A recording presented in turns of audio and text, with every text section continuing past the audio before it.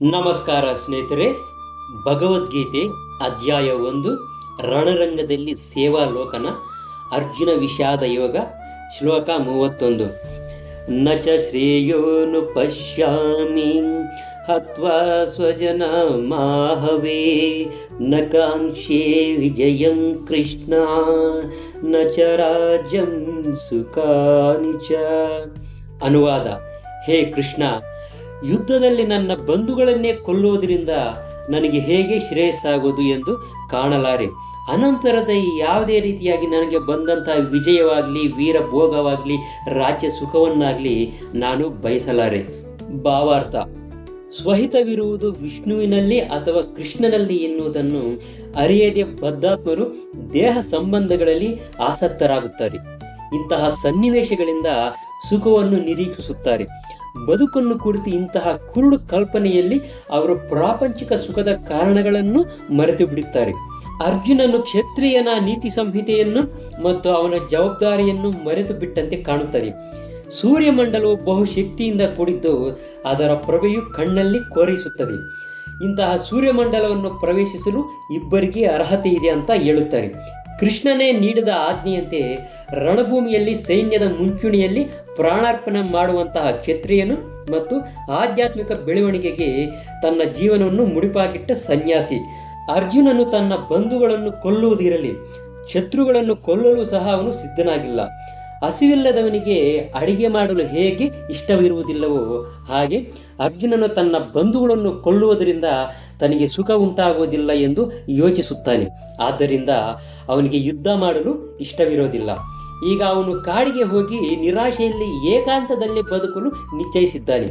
ಆದರೆ ಕ್ಷತ್ರಿಯನಾದವನು ಜೀವನೋಪಾಯಕ್ಕಾಗಿ ಬೇರ್ಯಾವ ವೃತ್ತಿಯನ್ನು ಅನುಸರಿಸಲು ಸಾಧ್ಯವಿಲ್ಲ. ಆದ್ದರಿಂದ ಅವನಿಗೆ ಒಂದು ರಾಜ್ಯವು ಬೇಕು, ಆದರೆ ಅರ್ಜುನನಿಗೆ ರಾಜ್ಯವಿಲ್ಲ.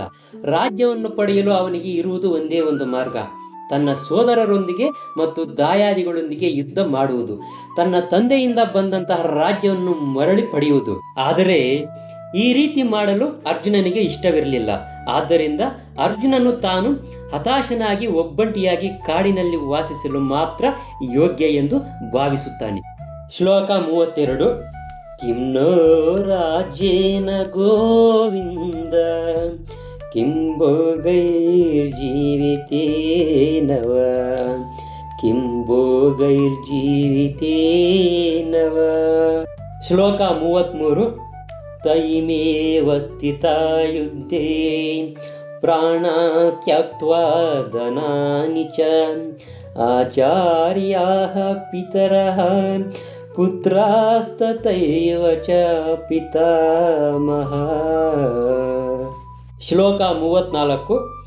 ಮಾತುಲಾಃ ಶ್ವಶುರಾಃ ಪೌತ್ರಾಃ ಶ್ಯಾಲಾಃ ಸಂಬಂಧಿನಸ್ತತಾ ಏತಾನ್ನ ಹಂತುಮಿಚ್ಛಾಮಿ ಜ್ಞತೋಪಿ ಮಧುಸೂದನ. ಶ್ಲೋಕ 35.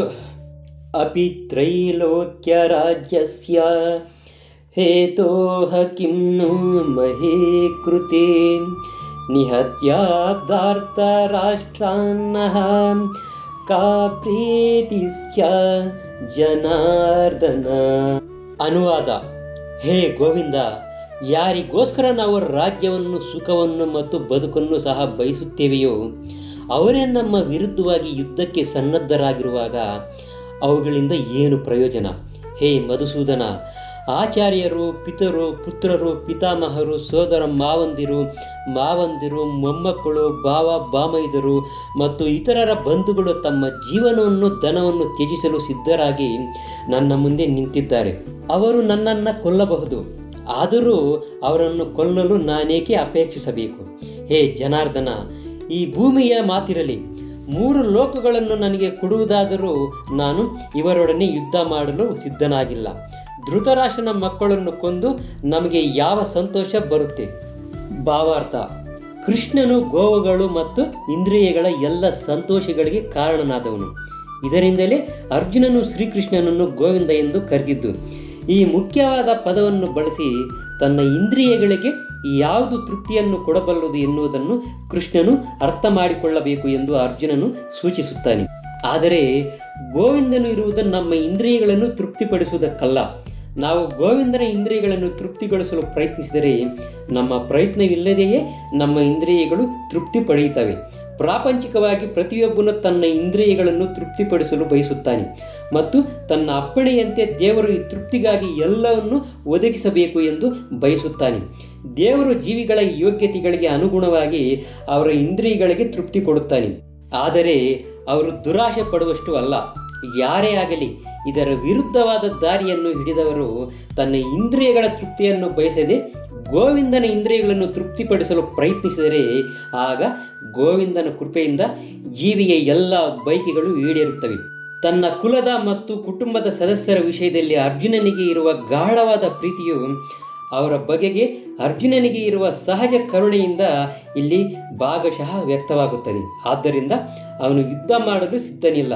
ಯಾರಿಗೇ ಆಗಲಿ ತನ್ನ ಸಂಪತ್ತನ್ನು ಬಂಧು ಮಿತ್ರರಿಗೆ ತೋರಿಸಬೇಕೆಂಬ ಬಯಕೆ ಇರುತ್ತದೆ. ಆದರೆ ಅರ್ಜುನನು ತನ್ನ ಬಂಧು ಮಿತ್ರರೆಲ್ಲ ರಣರಂಗದಲ್ಲಿ ಸಾಯುತ್ತಾರೆ. ಆದ್ದರಿಂದ ವಿಜಯವನ್ನು ಗಳಿಸಿದ ಮೇಲೆ ತನ್ನ ಸಂಪತ್ತನ್ನು ಅವರೊಂದಿಗೆ ಹಂಚಿಕೊಳ್ಳುವುದು ಸಾಧ್ಯವಾಗುವುದಿಲ್ಲ ಎನ್ನುವುದು ಅರ್ಜುನನ ಭಯವಾಗಿರುತ್ತೆ. ಇದು ಐಹಿಕ ಬದುಕಿನ ಮಾದರಿಯ ಲೆಕ್ಕಾಚಾರ. ಆದರೆ ಅಲೌಕಿಕ ಬದುಕು ಅನ್ನೋದು ಸಂಪೂರ್ಣವಾಗಿ ಭಿನ್ನವಾದದ್ದು. ಭಕ್ತನಾದವನು ಭಗವಂತನ ಅಪೇಕ್ಷೆಗಳನ್ನು ಪೂರೈಸಲು ಬಯಸುವುದರಿಂದ ಭಗವಂತನು ಅನುಮತಿ ಕೊಟ್ಟರೆ ಅವನು ಭಗವಂತನ ಸೇವೆಗಾಗಿ ಎಲ್ಲ ಬಗೆಯ ಸಂಪತ್ತನ್ನು ಸ್ವೀಕರಿಸಬಹುದು. ಆದರೆ ಭಗವಂತನ ಅನುಮತಿ ನೀಡದಿದ್ದರೆ ಒಂದು ಕಾಸನ್ನು ಕೂಡ ಸ್ವೀಕರಿಸಬಾರದು. ಅರ್ಜುನನಿಗೆ ತನ್ನ ಬಂಧುಗಳನ್ನು ಕೊಲ್ಲಲು ಇಷ್ಟವಿರಲಿಲ್ಲ. ಅವರನ್ನು ಕೊಲ್ಲುವುದೇ ಅಗತ್ಯವಾದರೆ ಕೃಷ್ಣನೇ ಕೊಲ್ಲಲಿ ಎಂದು ಬಯಸಿದ. ಅವರು ರಂಗಭೂಮಿಗೆ ಬರುವ ಮೊದಲೇ ಕೃಷ್ಣನ ಅವರನ್ನು ಕೊಂದಿದ್ದಾನೆ. ತಾನೇನಿದ್ದರೂ ಇನ್ನು ಕೃಷ್ಣನ ಸಾಧನವಾಗಬೇಕು ಎನ್ನುವುದು ಈ ಘಟ್ಟದಲ್ಲಿ ಅವನಿಗೆ ಗೊತ್ತಿರಲಿಲ್ಲ. ಈ ಸಂಗತಿಯನ್ನು ಮುಂದಿನ ಅಧ್ಯಾಯಗಳಲ್ಲಿ ತಿಳಿಯಪಡಿಸಿದೆ. ಭಗವಂತನ ಸಹಜ ಭಕ್ತನಾದ ಅರ್ಜುನನಿಗೆ ದುಷ್ಕೃತ್ಯವನ್ನು ಮಾಡಿದ ತನ್ನ ದಾಯಾದಿಗಳು ಮತ್ತು ಸೋದರರಿಗೆ ಪ್ರತೀಕಾರ ಮಾಡಲು ಇಷ್ಟವಿರಲಿಲ್ಲ. ಆದರೆ ಅವರೆಲ್ಲರೂ ಹತರಾಗಬೇಕು ಎನ್ನುವುದು ಭಗವಂತನ ಯೋಜನೆ. ಭಗವಂತನ ಭಕ್ತನು ದುಷ್ಕರ್ಮಿಯ ವಿರುದ್ಧ ಯಾವುದೇ ರೀತಿಯಾಗಿ ಪ್ರತೀಕಾರ ಮಾಡುವುದಿಲ್ಲ. ಆದರೆ ದುಷ್ಕರ್ಮಿಯು ಭಕ್ತನಿಗೆ ಮಾಡುವ ಯಾವುದೇ ಕೆಡುಕನ್ನು ಭಗವಂತನು ಸಹಿಸುವುದಿಲ್ಲ. ತನ್ನ ವಿರುದ್ಧವಾಗಿ ಅಪರಾಧ ಮಾಡಿದರೆ ಭಗವಂತನು ಅದನ್ನು ಕ್ಷಮಿಸಬಲ್ಲ.